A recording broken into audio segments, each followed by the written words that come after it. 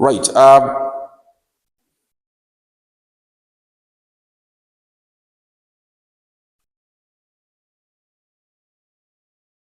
Yeah, briefly, it's like we are going through games and the simulation, and we already talked about the games and simulation in the previous lesson. So just a little bit of recap, and then we'll continue to the other parts of the lesson.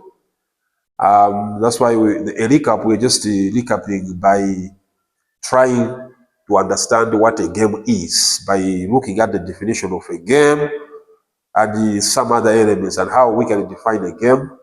So whereby we talked about we could define a game by looking at what constitutes a game. And then, I mean, in a game, there are space. It's a structured play or an activity that is structured, and it's taken freely. If it's just a game for everybody, it's taken freely, and usually it's for one's enjoyment and or entertainment, right? So, and games have good goals. There are specific roles in the games. There are also challenges in the game, and sometimes it involves so many players, not just one player. Now, okay, we talked about here that it's important to understand the definition of the game for the sake that of that when you like to apply the game into a specific context, you should be able to apply it uh, in an appropriate manner. The reason is if you understand what a game is, and if you are aware that there is no one game, there are different games, and also these games might depend on a specific context. What a specific game could not be appropriate for a specific context or situation, right? So there could be situations whereby you could need to use a specific game using a specific maybe means or channel, right? Because these games they are played via different channels, right, or platforms, right? Some you use just cards, mere printed cards. Some you use video games cards or video games. Some use actual videos. Some are used in mobile phones and the like, right? So that's something that also supposed to be taken into consideration. So we talked about instructional games as opposed to normal ordinary games. As we said that these ones are going to be, they are the same structured activities. We've set rules for play in which two or more students interact to reach a clearly stated instructional objective, right? So if it's going to be an instructional game, it means there is an instructional objective, right? It's not just for entertainment, it's not just for fun, right? And in all these games we talked about, there is usually a winner in the game, right? And apart from just being a winner, there are specific criteria and maybe procedures that are supposed to be followed for one to become a winner, right? And also there are predefined, uh, uh, let's say, specific, uh, steps, predefined steps that will lead into a winner, right? Or somebody to become a winner if there is a winner, right? So that's also another factor that you could see. What else? Okay, I think. In this one, it's more or less like since there are specific rules on how to play the game, on how to become a winner. If you don't play uh, in accordance with the rules, it means the actual goal cannot be achieved of the game. If the goal is maybe to reach at a certain point, you cannot reach that certain point because of that. So if it's an instructional, it means whatever material that are supposed to be or planned to be taught are going to be included in that particular game. And when the winners, I mean, the winners are going to be, or let me say, or somebody who is going to play a game and is going to finish playing that game. The expectation is that the goals, the specific objectives and goals should be achieved at the end of playing that particular game, right? And that's why I said that although these games have got some specific characteristics, or even how people define games, somehow they tend to define them as one thing, right, as the same. But still, when you take a closer look to different games, there are some other elements that might not be exactly the same, right? It will depend on the specific game that is being pursued. Like for sure, especially if you check like a game whereby it's involving one person, and if you see games whereby it's involving a number of people, right? Because there could be games whereby a person is playing against the machine, right? Which is a game, a person is playing with the game, or a person is playing against the person, or certain scenarios, right? So it could be reading into different experiences and the understandings, right? Um, okay, so what else do you talked about? Right, so we talked about this. I think let me just a little bit go further. I don't want to dwell much here because I want to see at the end. We talked about the game's characteristics, whereby we say games are structured for interaction, games are activities for inefficient means. When we talked about games are structured for instruction, right? Especially when you're talking about instructional games, it means you cannot have a game if you like to teach learners, or you are like to instruct learners using a game. So you cannot give them a game that is not having any element of the lessons you want to give, right? So whatever you do is either you're going to restructure the game to suit the specific, I mean, maybe goals, right? Or whatever you can do. And at the same time, that game, almost, let me just say all the games, the way they are designed that there's going to be a player. A player should be interacting with the game, right? In whatever way it is, right? If there's going to be a number of people, but the thing is, the element that maybe can be traced or can be kept in mind when we talked about using games for instruction is the element of interaction, right? It's like you are trying to foster this element of, instead of lecture, I mean, students to just stay somewhere and listen, right? You want them to be active learners, right? So how do you make them be active learners? You make them become active learners by making them be interactive, right? So for them to be interactive, you are using a game. Once you are using a game, it means they're going to be interacting with the game. So that's an element that is one of the maybe common element characteristics of the game, whereby it exists as a media and activity for interaction, and all games require some kind of interaction for the player. So you can't have a game where there is no interaction with the player. And what kind of game can that be, right? So that's one of the points that maybe we can get according to thinking of what games are, and also talked about games are activities for inefficient means. When we talk about inefficient means, we talked about there are specific. It's like there are specific steps that you need to take to reach a goal in a game, right? There is no shortcuts, right? I know if there are shortcuts, I know that nowadays you have got these games whereby they will provide shortcuts online for the game. They say, what do they call them? Like this is PlayStation, no, I don't know if it's PlayStation, but GTA, whatever. They say, what do they call? Do they call them shortcuts?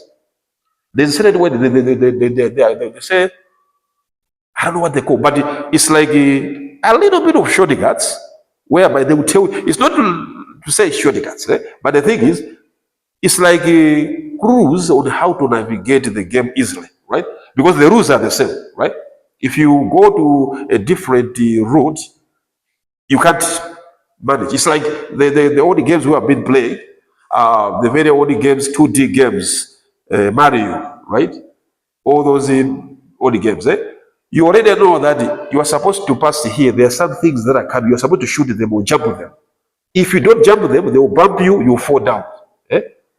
So you can't say that I'll find a way of getting bumped without falling down. It can't happen. There's even that sound. I think is it a Mario? I think Mario, one of the popular one. With that infectious tone game, right? So that sound, you can even know that someone has failed here by the sound. You know, the Mario will be coming, they'll be coming, all those things. You jump them, you shoot them, or you do something. So there's no way you can say that you can bypass them. But someone could have maybe tricks to say, it is this, the way you handle maybe your cartridge, right? You need to be doing maybe double, maybe placing double T or something. Something will happen. Not going to be something out of the ordinary. So that's why we are saying inefficient, meaning you can't say, I'm not going to use this path, I will just use the shortcut. That cannot happen in games because there's only one defined procedure of going through it, right? Something like that. So, what does it mean? It means you can't do something outside of the games of the rules of the game, right? Each and every game has good rules, and whatever you do, a student should or player should abide by those specific rules. Meaning there is no avoiding the rules. That's what it means. Then we talked about, I'm surprised that there was something that I was repeating here, the numbers. Okay, whatever. Okay. And here, I mean, we talk about all game require at least one consenting player to enter the magic circle. I think I talked this already, that normally you have got most of the games whereby you don't have to, there's supposed to be one player at a time, right? So you don't have like everybody playing. There should be maybe one player, then another player, something like that. So that's why I say there's an agreement for players to say, okay, who is going to be the first? Maybe this one's going to be the first to take the player, I mean the game and the like. And we also talked about games contain an equal and certain and separate outcomes, right? Outcomes of the game is not one, right? Somebody could become a winner, someone could become a loser, right? Those are different outcomes, right?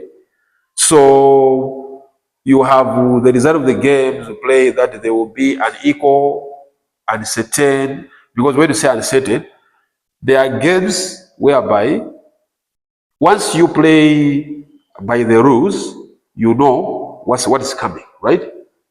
There are some other games whereby you don't know what's coming. You rely on luck, as we talked about here, because we say if you think about these digital games, usually you know how to. They will tell you how to play, but they should be talk about card games. Talk about some of the card games like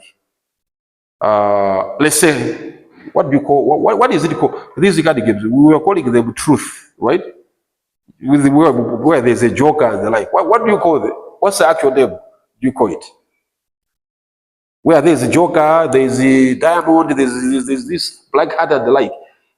If we are calling them, but to play truth, which was not the, I don't know to my truth because not like it's not the truth. Whatever.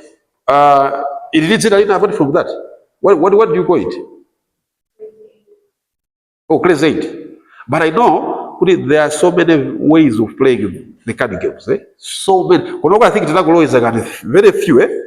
Because I was surprised when I met somebody from Europe. He knew maybe more than 10, even 20 maybe, ways of playing the games, the same card games. So I think, okay. But in that, those card games, when they flipped the cards, do you know which card you are going to get? They will just be doing this. So you just say, which depend on the luck, right? I need to get a joker, right? Let's hope I'll get the joker, something like that. That's luck, right? So that's uncertainty that we're talking about, whereby you don't know the outcome, right? We talked about dice, rolling a dice, right? Dice has got the 6 sides. When they roll a dice, you don't know which side is going to come up. It might be 2, it might be 1. So games have got the unequal, whereby some could get something better, something not better. There will be uncertainty, and also there will be separate outcomes. So that's another other characteristics that are obvious of the games that we talked about. Then here you're just concentrating on the games and interaction. I don't know, I didn't say bad, but that's one of the areas that why games were created, because of that element of interaction, which is very crucial. The aim is of interaction. Whoever creates the game is looking for feedback, right? We like to get the feedback after the game to say, okay, did this person learn something or not, according to the way the person has played the game, right? So we talked about that. Then let me see. Then we talked about simulation, uh, whereby we say that when you go to the games, usually games could not imitate, or usually, like, let's say, model real life. They could just be anything, right? There could be element of real life. There could be element that cannot happen in real life. Those are games. But usually the simulations is whereby there is now a model of something that you know, right, in real life. That happens in real life, right? So so in this one, it's like now you are going to be using them. No wonder they say games are usually they go hand in hand. It would be like a game with element of simulation. That's why I say games and simulation, whereby a game that you is set up as if it's a real life situation, but someone has to play. So we say that the major difference of game simulation is that unlike games whereby there should be a winner at the end, one winner, probably. In simulation, there might be no winner, right? They might be, but they might not be. The reason is because in simulation, you are simulating real life. It's exactly like how people live, right? Do we all living? We are all living, right?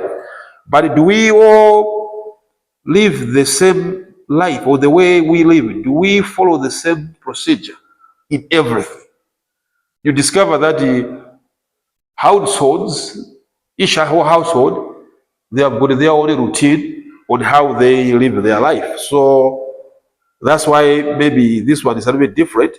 I'd say the simulation participants are assigned specific roles which are recognized in a society, and they make decisions and solve problems according to specific conditions. So I think you can see that when it comes to simulation, it's more or less like you want to it can be fitting more whereby it's an issue whereby you want to teach learners decision making, right? Problem solving, decision making, because it's much more fitting to these the simulation, if it's simulation games. Because when it comes to a normal game, it's not a matter of decision making, because there's only one way of doing something usually. So you can't say that Should I take this road or not? While the game tells you that you need to go through those road to go to the next stage. That's how different it is. And we went through talking about that. So in the meantime, I think I'll just rush a little bit to see where we stopped. So, okay, games and simulation for instruction. We'll do revision later on. Okay, I think this is where we stopped. Game-based learning, right? Um, okay, so simulation games would have rules of performance without a win-lose, as I talked about already. And the games on the game can be carried out in informal dramatization that help enlighten participant about an issue, right?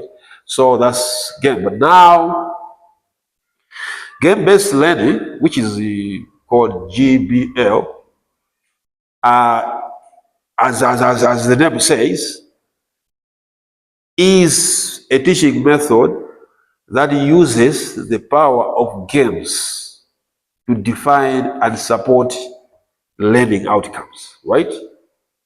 So it's learning, it's a teaching method that uses the power of games to define and support learning outcomes, right? So I think when you hear like game-based learning, right? It means, I mean, it's not, you are not just going to introduce a game in the midst of teaching, right? The whole learning process is going to be through games. That's what it means, right? You're going to be teaching them through games throughout, right? And the GBL environment uh, achieves this through educational games that have elements such as engagement, immediate rewards. Okay, let me just say this. Okay, let me see the next. I don't want to. I want to compare with this. Okay.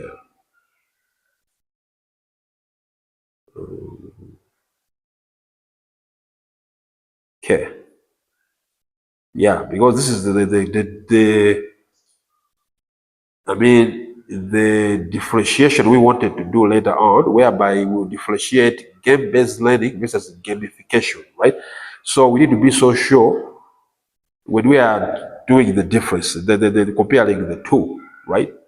So here, okay, as I said that the GBL environment achieves this through educational games that have elements such as engagement, immediate rewards, and a healthy competition, right?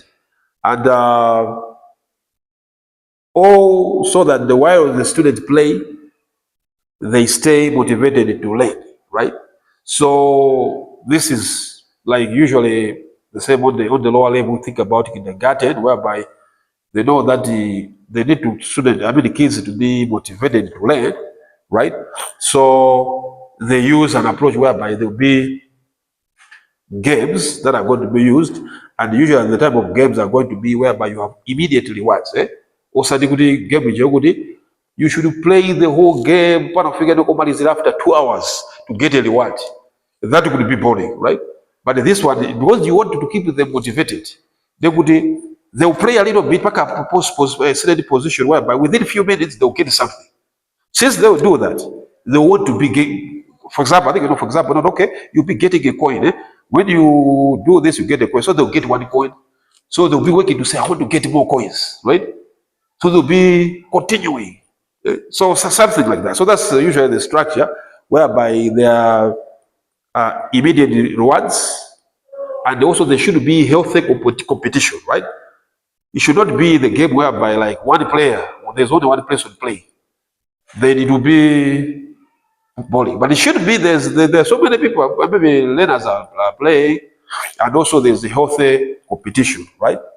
Um, so yeah, the great thing about the game-based learning is that everyone can reap its benefit from preschool all the way up to post-secondary school education and beyond, right? Um, so nowadays, since we are in the age whereby games are easily accessible because of the online platform, you're gonna have online games, right? Whereby you could set up a scenario to say, okay, maybe learners are going to be learning through online games, right? So since it's online, you just have to have so many computers that are going to be online, right? So once the computers are online, everyone will be playing at the same time. And if there are going to be some objects, right? If there are going to be some objects, it means you are going to share the objects to everyone, right? That's that you have objects. Um, okay, so you also there's this element of setting up because you say either you're going to play them online, you say okay, everyone is going to be online, or you give them some things, physical objects, or apart from that, it could be physical objects and the like, but you can also decide whether they are going to be playing independently while they are in a group, within in the same area, or in a as part of the team, something like that, right? So, right. So this is all about it. And as I say, we're talking about game-based learning, which is GBL. And as I said, there is learning is a teaching method that uses the power of games to define and support the learning outcome. So the aim, you want to have specific learning outcomes by using well, for games. Okay. What else? Okay, I think maybe you will. I think if you check for the slide, you will find it. This because I think you led to the process of note taking, right? Because there's a class that I teach note taking. Because note taking, the trick is you don't. If somebody is speaking, you don't have to just copy verbatim. Once you copy verbatim, you are going to struggle because you have to be leaving gaps. If you didn't hear, give gaps. But the easiest thing is listen to what somebody has said, then summarize it. As you do that, it'll be quicker. And I know you might decide there are so many methods of taking notes, so you can decide which side. Some is an outline. You just write only many points. That's another type of doing. So we have got the GBL. So benefits of this. What are the benefits of the game-based learning? Um, okay. Okay. So they say maybe the easiest way, maybe one of the commonest element could be is an experience for sure. But let's go to specific here. Helps problem solving, right? Because since it's a game, right?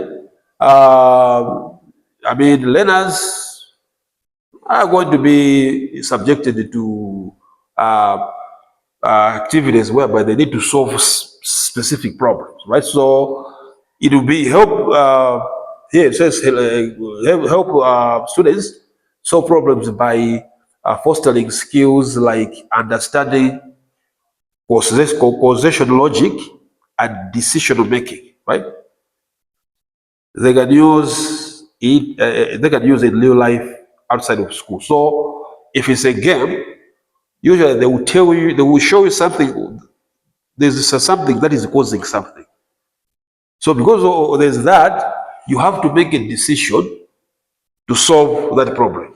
So in this way, if they are going to be doing a lot of games, or you are using games as a way of learning.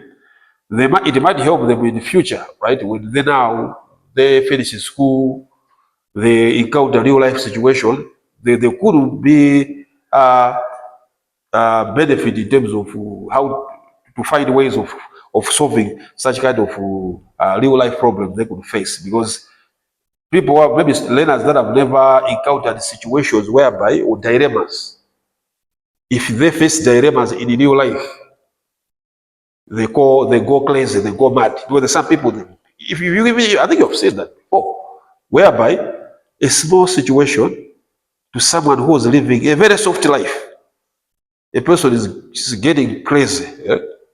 And you even say, there are people who are facing situations that are difficult like this. Eh?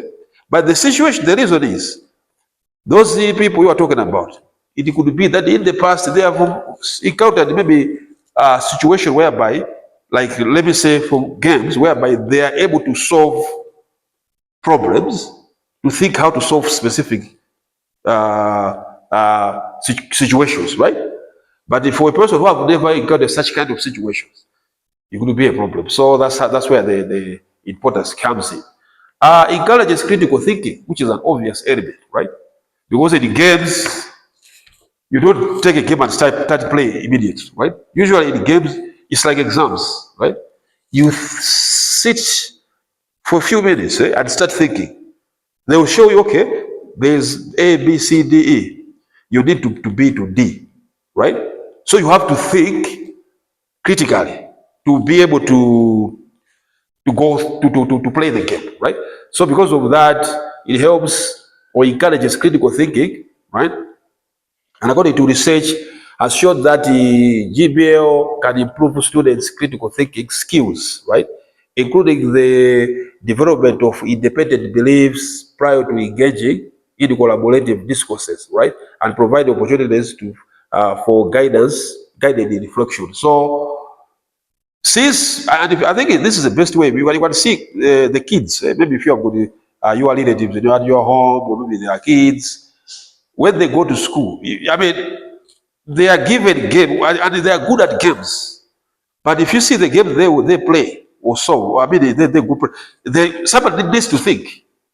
But you will be surprised if you can have a game when you go on the screen. You elders will say, how can I go through and show that game to a kid? You will give you clues. Say, no. You're supposed to do this. You're supposed. They are able to quickly think about ways on how to navigate something. So that's the importance of it, right? Because them, they eat games for breakfast at kindergarten, right? They sleep games, they eat games, they laugh games, right? You play game after a while, so them like their mind is more active and they are more fresh. No wonder people they say kids are quick learners. Most of the time it's because of the method of learning they use by games, right? Right. So increases student engagement and motivation. As we already talked about, that games, an element that is obvious is uh, interaction, right? So if there is interaction, there is an increase of engagement, at the same time motivation. Because if you are aiming at finishing the game, it means you are motivated to achieve a goal, right? So if you are motivated to achieve a goal, it means after finishing school, in real life, you're also going to have that mentality. Okay, you are supposed to get this. Now, so you're going to be handling it as if you're playing a game. Oh, okay, what can I do? Then you think about it, you're going to be having that motivation to proceed, right? Because sometimes if you have got an element to say, this is a tough game, it's impossible, and you discover somebody is playing the same tough, so-called some tough game, is finishing the game. So how did this person manage to finish it? So you're going to get the motivation. Also, it means myself, I can also finish it. So those type of motivations are going to be transferred to learners, right? Introduces situational learning, right? Learning doesn't only occur in our heads. In fact, it is a fundamental social process, right? So It's more or less like, since it's a game, it's something that is practical, right? So you're going to be introducing these learners into this element of practical learning, because it says like there's a situation, right? And here talk about okay, there this person who talked about this scientist say a computer and say a situated learning helps students understand the new concepts in the context of their social relationship, right? Because usually you have a game set up in a certain environment, accustomed to that environment. So if it's going to, I mean, you're going to play the game. It means you are understanding the environment, right? You have to understand the environment. That is where the game is supposed to be played. So if you are understanding that, it means you can also survive in a certain situation whereby there are challenges. Because in a game, there are challenges. It's a challenge, right? So if you are in a situation where there are challenges, and since you are playing games, you know that in the games, there are challenges, right? But still, you can achieve the goal. So when you come in real life, because you see, after people say, I'm facing challenges in life, I can't make it. You're talking about, have you ever played a game? If you can ask them, okay? In a game, there are challenges. So how do people manage to go through games? So people, learners could link those kind of situations. Okay, okay. If in the games you have got the same challenges, we manage to solve the challenge. So you mean we can't solve these challenges in life? We can, if you are determined and motivated. If you have got a goal, you are a goal yet. So it's a lesson that I mean could be late, or in situation or feelings that can be instilled in learners, right? Addresses special educational needs, right?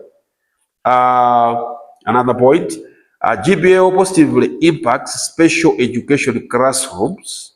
Two, according to this digital review of this person, said researchers found out that for students with the individualized educational plans, game-based learning is a must-help game instruction. It will create a positive environment and generate education, academic success, right? So usually, I mean, we have got the what are called special needs, to maybe special needs people, right? People with special needs, right? So maybe those kind of students or learners could not learn in an ordinary way, could have a problem. So what you do, you could introduce games that could help such kind of learners to learn, right? Right? In a certain way, right? You say, okay, I think if we can put it, if you can do this, they might manage to learn, right? So I mean, for example, if you talk about, maybe let's say you are talking about games, you want them to play games. Now, a game is a practical game. Maybe they can't play a practical game. You could decide to introduce a computer-based game, right? Which means if it's a computer-based game for people maybe who have got a problem with legs, they could manage to play the game using just the hands, right? Or maybe the hands is a problem. You could just say, okay, it's a game that maybe you just have to say something. So you would still find ways in which that a special needs education could benefit from, right? Um, Now we have got the same game-based learning, but now, which is now a modern trend, which is called the digital game-based learning. And even the term tells us what it is, right? That this time now, it's not just a matter of playing around. No, no, no. This is the game-based learning that are in a digital form, or the games that are in a digital forms, right? You are using digital games for learning. That's what it means, right? And you can see example here, even this kid, you see you have got an iPad there, you have got games in like in the iPad, even your phones. People And I even know that I think this is popular to the extent that for an elder, if you have got a phone, what you're going to be thinking about is looking at the phone, the specs of the phone. What is the type of phone is this? And all those elements. While the kid, when they get the phone, what the kid is going to be looking at is games. What kind of games do they have with this phone? You see? So it means it's a method whereby, I mean, it works, especially to the young ones and others. So right now, where we are going with these games, I think we are now going in the world of digital game-based learning more than the ones that we used to do. Even the games that we used to play them physically, you find that people now are creating digital version of them, right?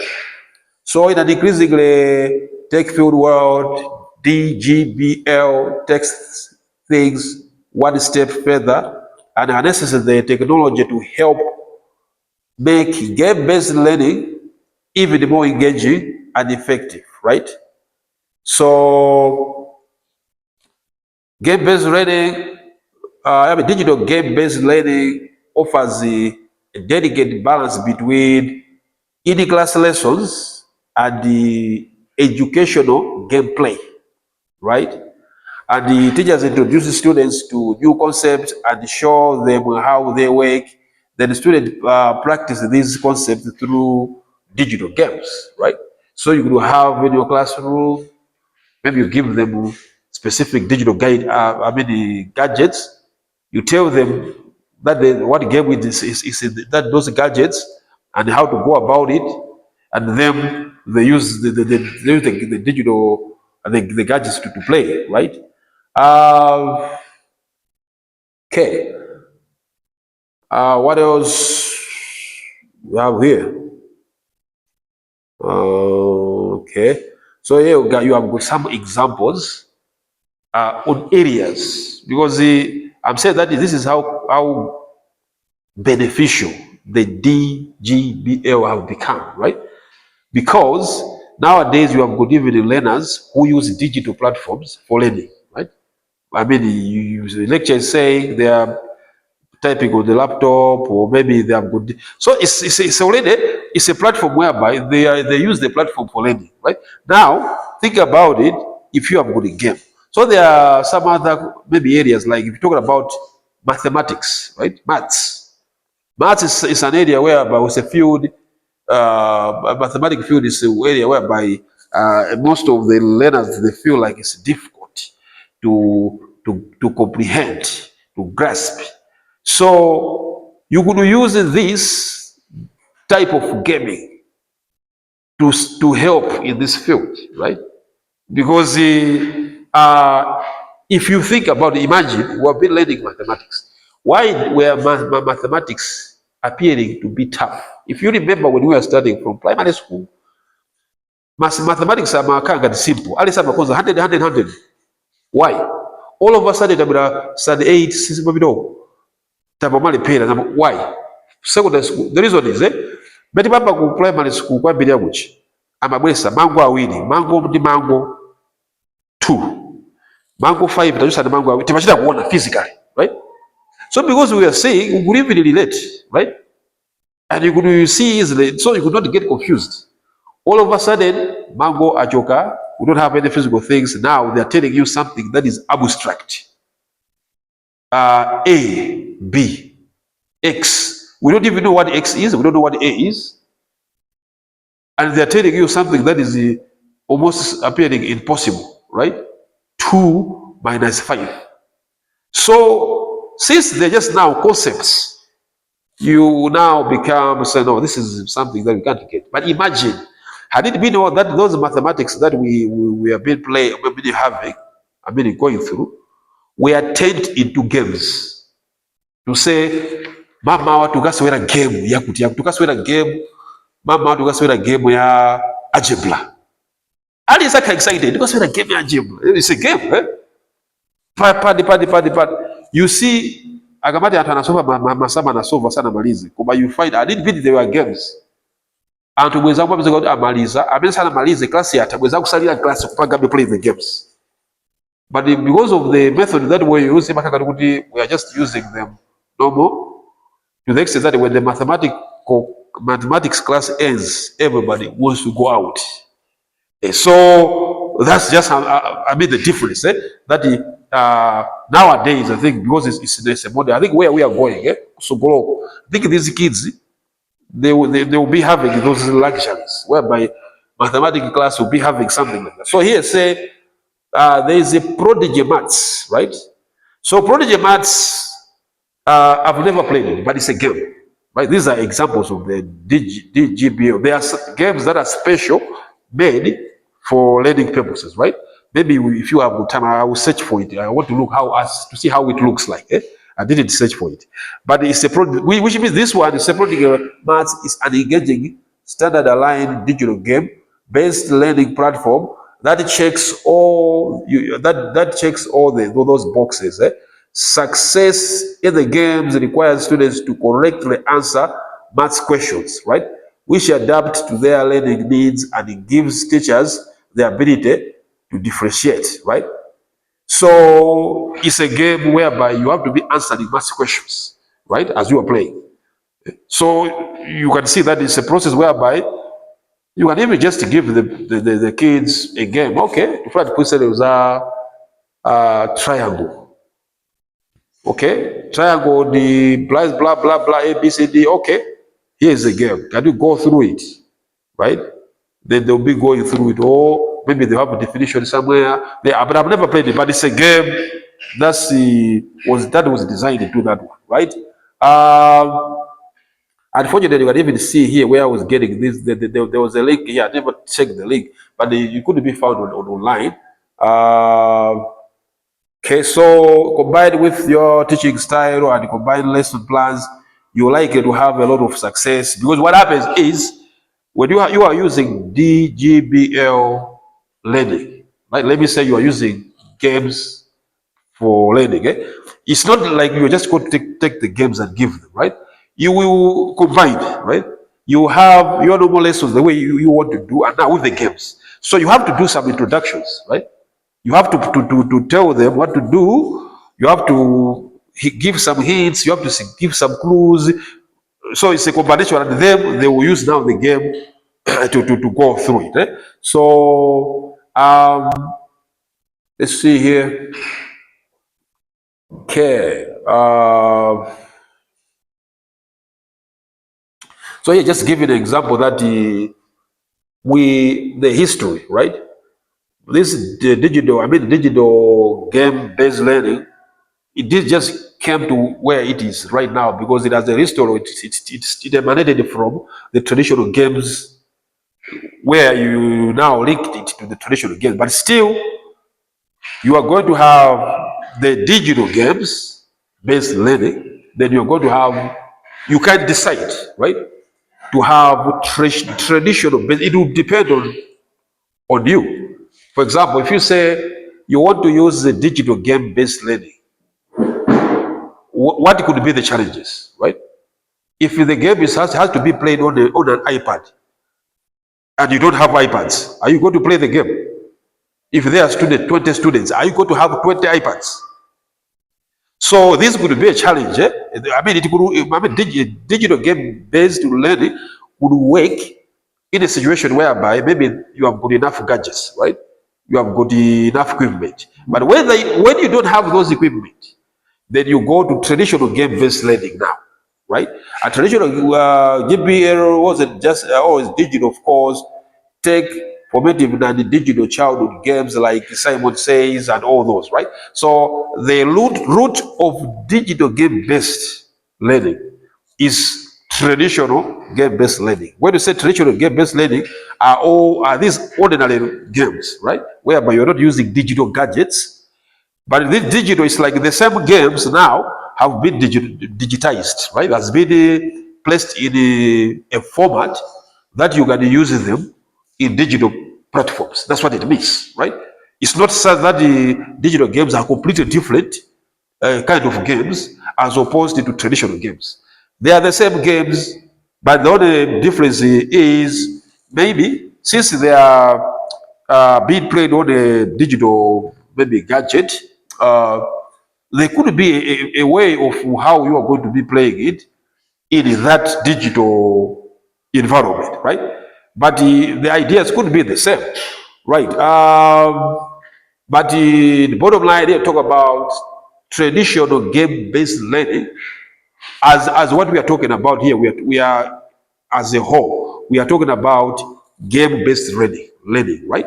So you might find different, like in here. Here, I don't believe it can be a problem. If they say we would like to learn through digital game-based learning, it would be a problem because maybe there are so many students, right? So we might use the same approach of learning through games, but it could be traditional game-based learning, right? Whereby they will just do it in a game, turn on voltage, right? Or it's a game, right? But that game, the instructor would decide it that at the end of this game, I would like these learners to achieve A, B, C, D, which is connected to the lesson, today's lesson or today's topic. That's what it means, right? It means at the end of the playing of the game, lesson is done, right? Some people are, I mean, the learners have learned something. That's what it means. So to just make it clear, when we talk about game-based learning, it's not only just one type like digital. It will be digital or traditional, as here is being indicated. So now here we come now game-based learning, as we have talked about, and the gamification, right? There are two terms that somehow people they do confuse them, right? So maybe this chart can tell us the differences here, right? Gamification on the left and the game-based learning on the right. So gamification is adding game elements, right? Not using the game, but adding game elements to a non-game scenario, right? You reward certain behavior with benefits or by unlocking new features or services. So what it means is, right? You are teaching normally. I'm not using a game, right? And I'm saying, who is going to answer? And nobody is answering. Okay, can somebody tell me could the A plus B is equal to Chamuti? Nobody is answering. Okay, if someone who's going to maybe Abinabage answer this, I'll give the person this. Maybe I'll give the person 2,000 watch. What you have done there is gamification, right? Because it's a normal type of teaching, but you have now you have two elements of a game whereby you have got rewards, right? And you are motivating someone to do something in order to achieve a certain reward as if it's a game, right? So that's what gamification is. Game-based learning is now, as we talked about, implements games like tropes into lessons, right? So this one is game-based learning. It's just like learning through games, right? Gamification is adding elements of games into ordinary lessons. So I think that distinction is clear, isn't it? Because I wanted to us to make the distinction clear. Once we differentiate the two, there are a lot of gamification happens around, right? So you can see to the left, adding game elements, right? To the right, using games, right, to teach. Gamification here, motivation, likely extrinsically rewarding, right? In here, games are designed to be intrinsically rewarding because in here, the other side would be like, okay, there's this reward, right? Which is unusual. On the game side, it is the way it is supposed to be, right? A game, according to the game, you already know what the game ima banga like this. When you finish it, you get this something. In the gamification, assessment is not within the game, right? In game-based learning, assessment is in the game. right? So in the game, it means if you got wabaga follow my path, you're like quicker, you're not going to proceed into the next stage automatically. Ife ngatakuuza kuti Mario ukafika apa umazadupa zenje ilili ngati sudadupe zenje umagwera muzenje imathera pomwe suliso imapitirira kuti ipitirira pakanoke so it means you are going to be assessed within while in the game gamification you end at the end saka wapeka kuti okay amamaliza ichi timpasa chakuti then kuti you end akamaliza tuzinja you make the assessment something like that. So what else?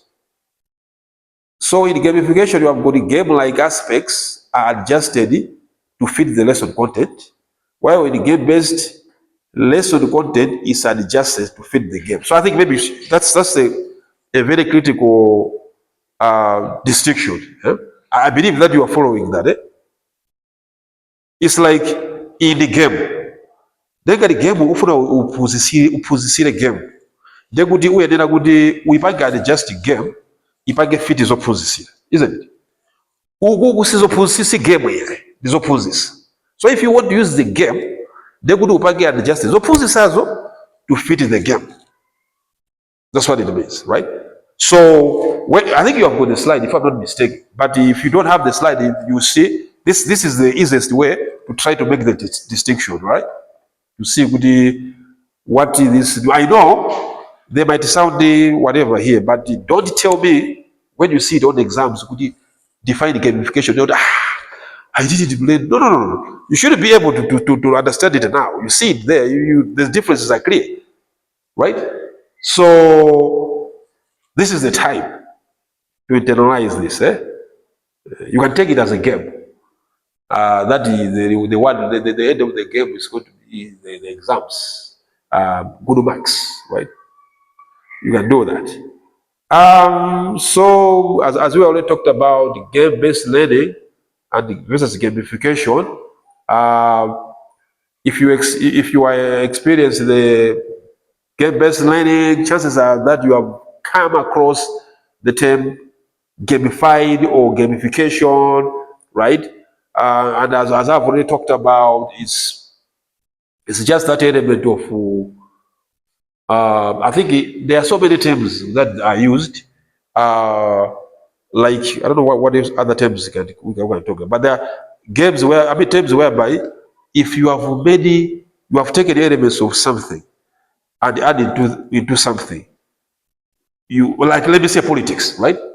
When they say you have politicized something, it means that something was not political, right? But you have taken elements of politics. You have added into that something. So that's what the gamification is talking about. It's all about. It's just a matter of adding some elements of games into a lesson, right? Or an approach for teaching, right?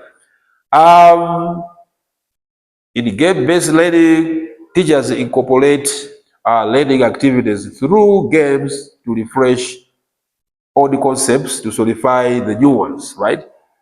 Right. So gamification is about bringing aspects of game design into the learning process, right?